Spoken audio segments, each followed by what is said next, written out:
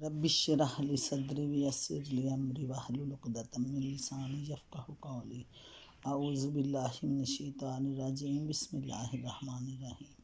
السلام علیکم۔ سورۃ الجن مکی ہے۔ نام الجن اس سورت کا نام بھی اور اس کے مضامین کا عنوان بھی، کیونکہ اس میں جنوں کے قرآن سن کر جانے اور اپنی قوم میں اسلام کی تبلیغ کرنے کا واقعہ تفصیل کے ساتھ بیان کیا گیا ہے۔ زمانِ نزول بخاری اور مسلم میں حضرت عبداللہ بن عباس رضی اللہ تعالیٰ عنہ کی روایت ہے کہ رسول اللہ صلی اللہ علیہ وآلہ وسلم اپنے چند اصحاب کے ساتھ بازار عکاظ تشریف لے جا رہے تھے۔ راستے میں نخلہ کے مقام پر آپ صلی اللہ علیہ وآلہ وسلم نے صبح کی نماز پڑھائی۔ اس وقت جنوں کا ایک گروہ ادھر سے گزر رہا تھا۔ تلاوت کی آواز سن کر وہ ٹھہر گیا اور غور سے قرآن پاک سنتا رہا۔ اسی واقعہ کا ذکر اس صورت میں کیا گیا ہے۔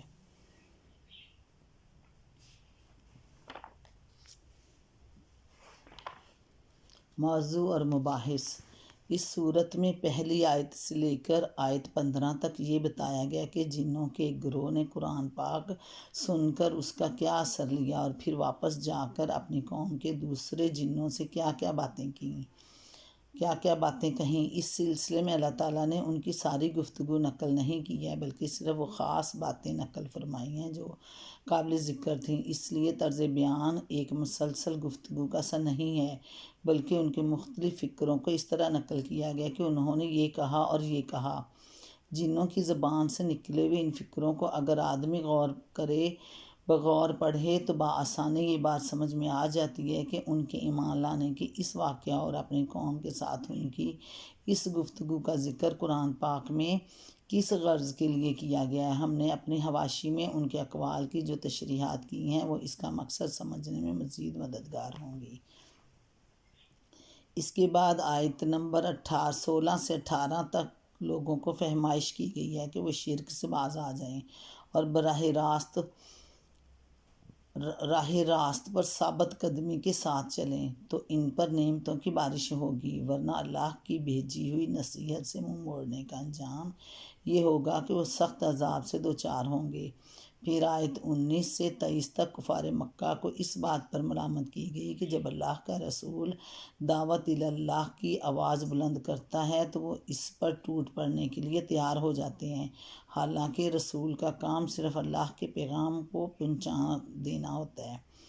پہنچانا ہی ہوتا ہے۔ وہ اس بات کا مدعی نہیں کہ لوگوں کو نفع یا نقصان پہنچا دینا اس کے اختیار میں ہے۔ پھر آیت نمبر 24 تا 25 میں کفار کو متنبہ کیا گیا کہ آج وہ رسول کو بے یار و مددگار دیکھ کر اسے دبا لینے کی کوشش کر رہے ہیں، لیکن ایک وقت آئے گا جب انہیں معلوم ہو جائے گا کہ اصل میں بے یار و مددگار کون ہے، اور وہ وقت دور ہے یا قریب۔